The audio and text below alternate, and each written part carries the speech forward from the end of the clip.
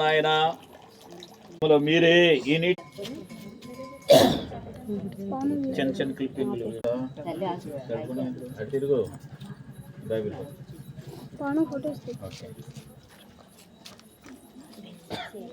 యేసు ప్రభుని సొంత రక్షకునిగా అంగీకరించావా?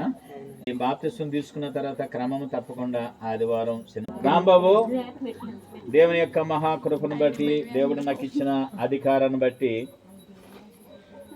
దేవుడు నాకు అనుగ్రహింపచేసిన అధికారమును బట్టి తండ్రి, కుమార, పరిశుద్ధాత్మ నామములో నీకు బాప్తిస్మం ఇస్తూ